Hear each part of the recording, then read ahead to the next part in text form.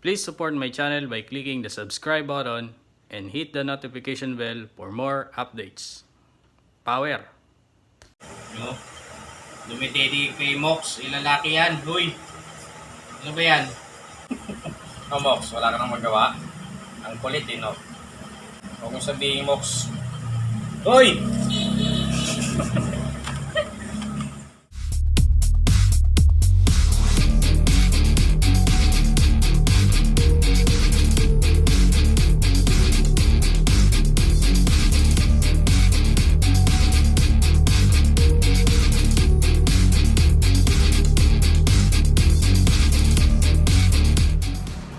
Welcome back sa aking channel dito sa Motopod Custom Works, kung saan lahat ng ginagawa natin ay all original designs and concepts.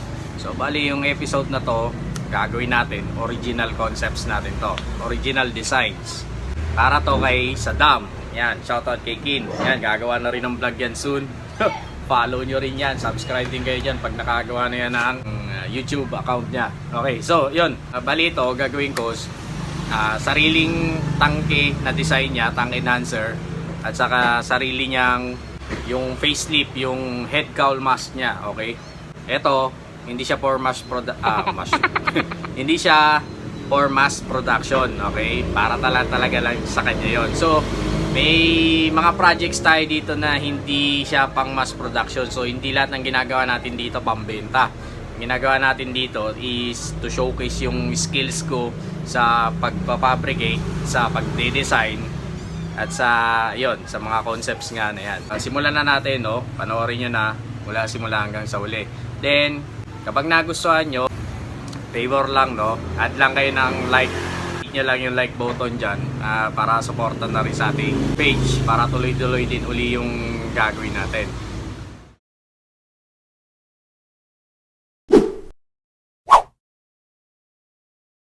So yun, gagamitan natin siya ng pinagbabawal ng technique, summoning technique.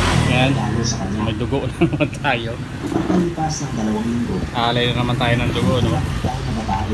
Paid natin yan siya dyan. Yan. Sold. Yan, para maganda yung kalalabasan ng design. Power!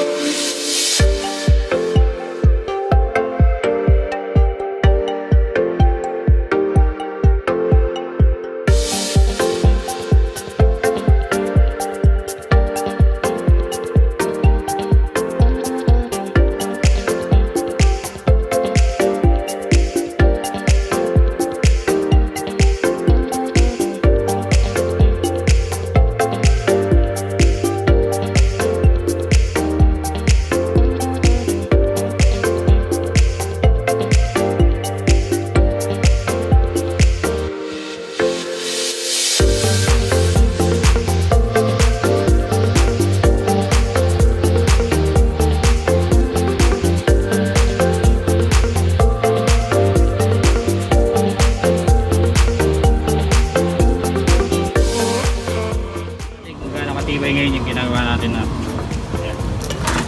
purong fiber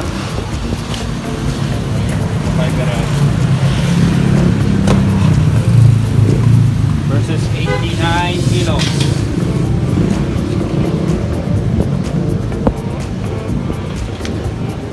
Okay.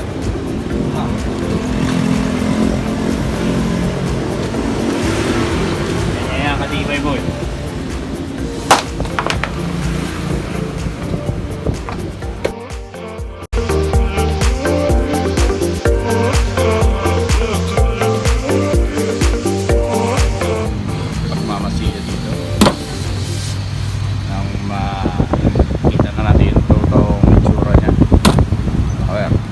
Yan, update lang na masilya ko na siya, no? Okay, yan. So liyahin na muna natin yan para makuha natin yung mga tamang sukat at details bago natin ulit dagdagan. Power. Bukas dagdagan ko pa ng details to, no? Para hindi siya pangok. Yan.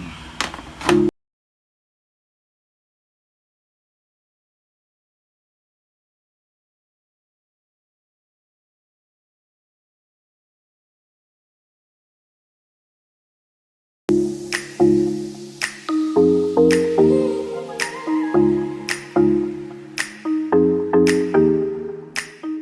yun, hindi pa uli natin yung design niya. Medyo nakukulangan tayo sa, or parang bland, parang ganun. Nilagyan natin siya nito, no? Tapos yung kwadrado dito pinilog natin. Tapos sinanggal natin yung nakasobra dito, yung medyo nilakyan natin. Ayan. Tapos nilagyan natin siya ng seam line. Ayan. Ayan. Pero ito medyo babawasan ko pa to. Nga lang i-primer natin para hindi na madami yung iba.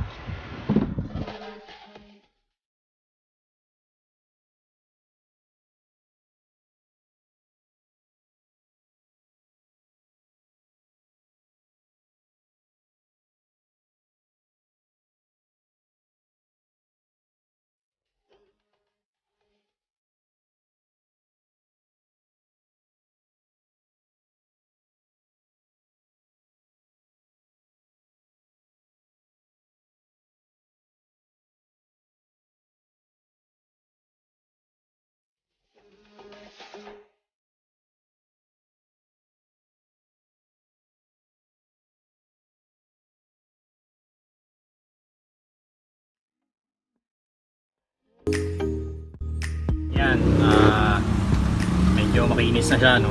Tapos tingnan din natin kung matibay ba siya. So tatapakan natin yan siya, no? Sorry sa tap. Power. Ganun yan katibay po eh. Prototype pa lang yan.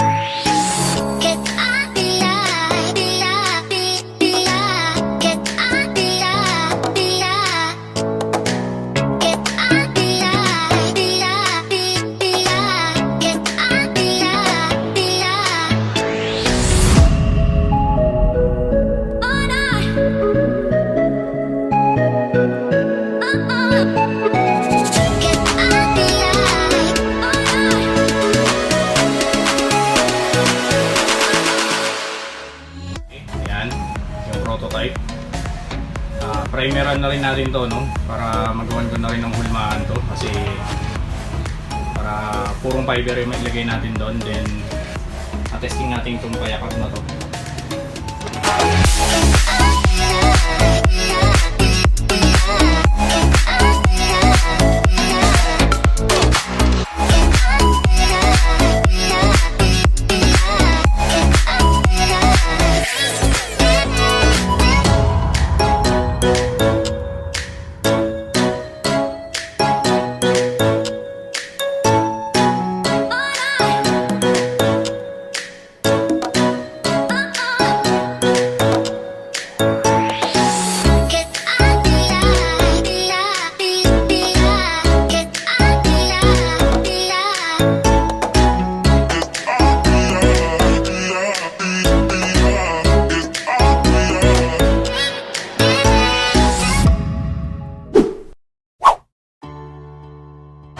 So ayun, no, nagawa na natin siya ng hulmaan. Yan, babaklasin na natin siya ngayon.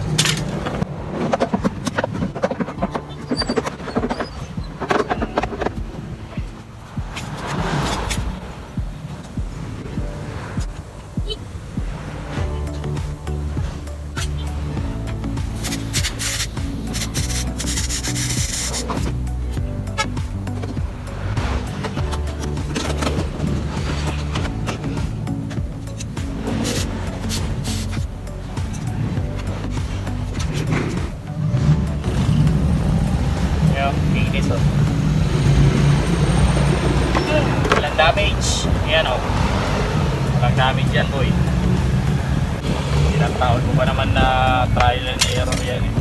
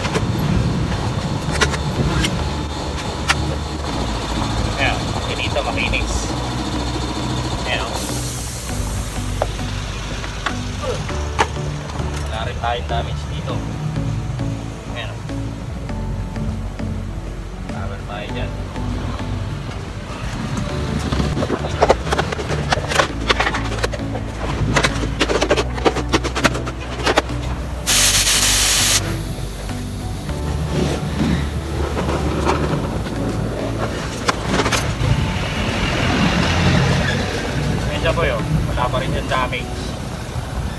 Meron man minimal, pero hindi sa sira yung prototype. Okay.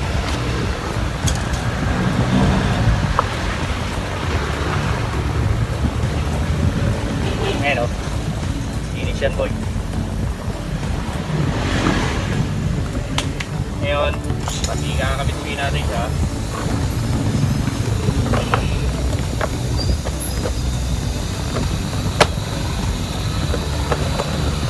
Yan.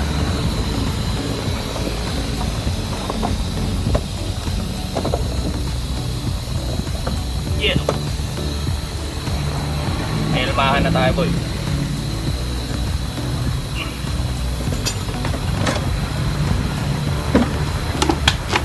Power.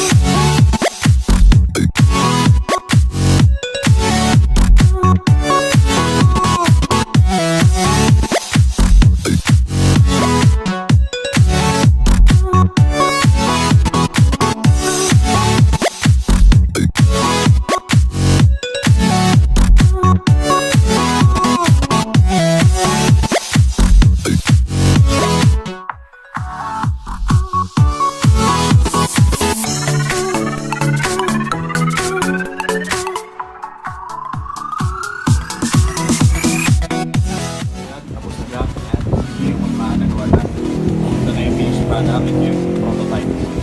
Ayan. Yung prototype, finished product. Buwang-buwa ng details, makinis na.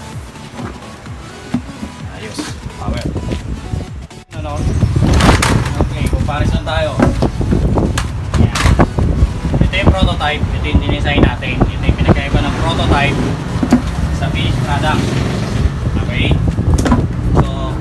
Tatlong proseso kapag gumagawa tayo ng bagong design. Ito yung prototype, pulmahan, okay, yung second stage. Then yung finished product, ito yung purong fiber na ano. Ito may mga masilya, may hindi matibay, mabigat. Ito magaan na to, purong fiber na. So pinakaiba niyan, ito, yan, timpangin natin. So ito yung prototype, yan o. Nagtitimbang siya ng halos 4 kilos, 4.5. kilos. Gano'n siya kabigat. Kaya hindi ako gumagawa ng design lang. Kailangan gawa siya ng hulmahan. Kapag may hulmahan na, may pang mass production na tayo. Ito yung purong fiber. So, kikiluhin mo siya. Ayan siya, 1.5 kilos lang. Okay, sobrang gana niya. Kumpara mo dun sa isa, halos 5 kilo. Pero yung tibay niya,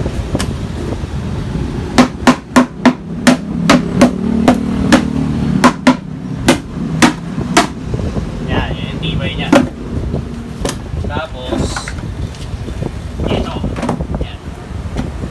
Teka. Yan, ganyan siya. Yan. Tibay niya.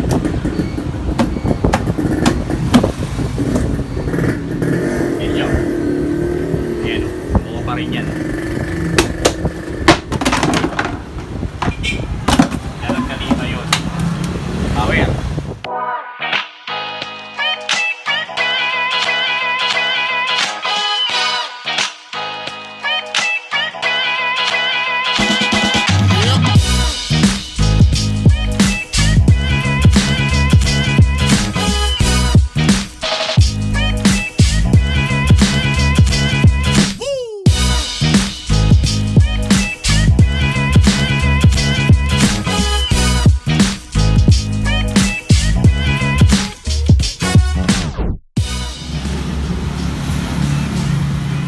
Sa mga upuan sa upuan ng SSX ito, yung sa RAM yan.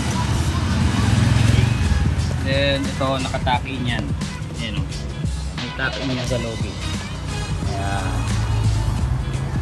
Ayan, nakataki niyan, kaya kahit hindi niya siya naka zero fittings na yan pag sinigapan to.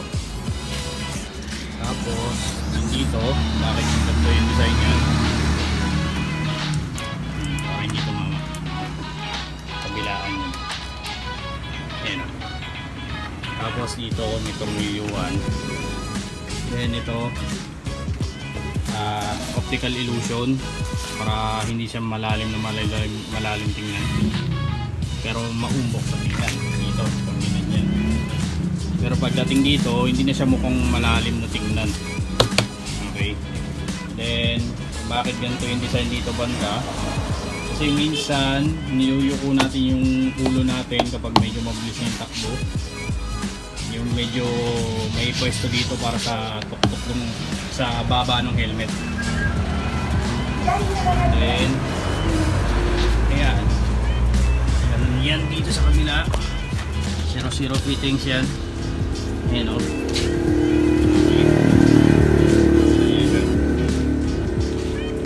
Tapos sexy yan sa dito banda. Okay. As request ni Kin, hindi siya maumbok dito. Hindi kagaya ng dati kong gawa na medyo maumbok dito, no. Ito medyo parang pa-aggressive style siya. Then pag napinturahan na to, magkakaroon pa rin ito ng color separation, no.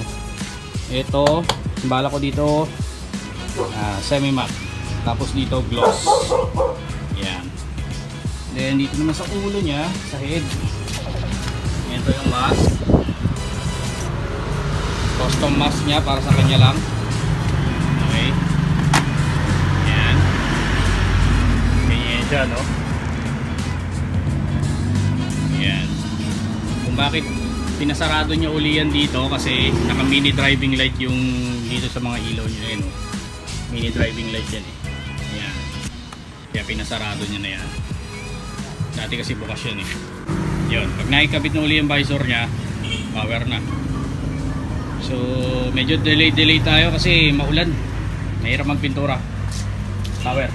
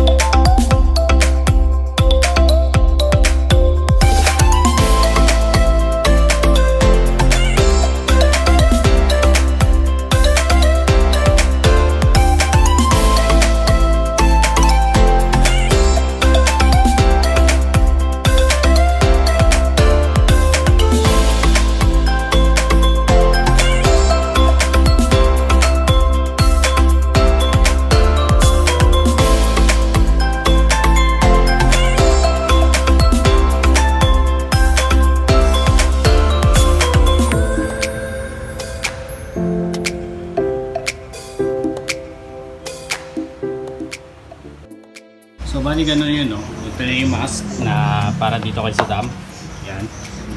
Tapos ito yung custom visor niya, no? Yung visor ng SSX na long visor. Nilagyan natin ng clear windshield tsaka stainless steel ng mga bottle head. Okay. So, ganyan siya. Pakita natin. Pag dudugtongin niya siya. Okay. Ito ilalagay niya sa head AC nung mismong SSX, yung stock. Then ito na yung ilalagay sa may headlight banda. Ganyan yung ganyan. Ganyan yung parang gauge niya. Ganyan siya. Nandito yung parang may ano siya, yung air vent. So yun. Para sa mga nagtatanong kung paano naman yung ilaw na ito, kasi tatakpan na natin siya, no? Actually, itong design na to para sa motor lang na to, hindi to for mass production. So para dito lang talaga to. So yan, nilagay natin yan siyang ganyan. Naka mini driving light na kasi yung ilaw na ito sa loob, no? Okay, yan. So yan yung high beam, yung low beam. So ganyan siya. Ayan. Ayan, o. Okay. Ayan siya. Naka mini driving light yan, ano na yan. So walang problema yung ilaw niya. Then ito yung high beam niya. Okay. Ayan siya. Yan, ganun yan. Power. So ayun, medyo maingay lang dito sa labas, no? Pero try na natin ikabit kay MK sa dam yung head cowl mask niya na para sa kanya lang. And itong tank enhancer na para sa kanya lang din. So ayun. Yan. Lagay na natin siya dumay sa dam.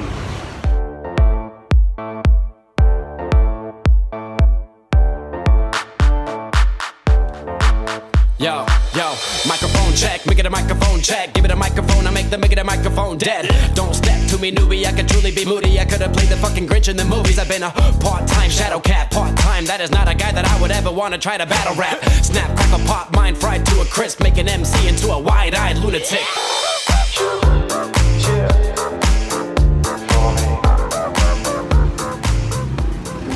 Bali yan, no? Nakikabit na natin siya. Yan yung tank enhancer at saka yung head cowl mask niya. Then yung ilagyan natin na clear visor. Yan, yung tangke niya. Okay. Ito yan siya. Naka 0-0 yan, tapos nakayakap yan sa loob. Meron siyang tornilyuan dito. Saka yun dito sa upuan. Yan, yan siya.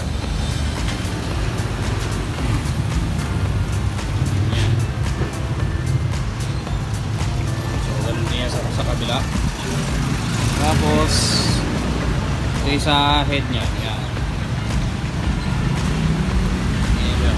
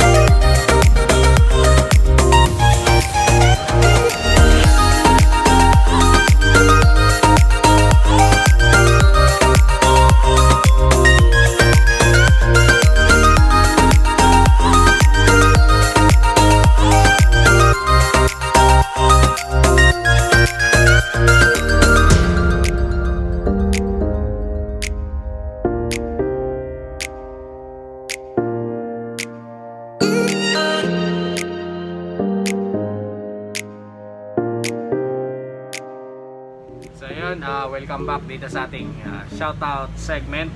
Okay, dito sa Motofight.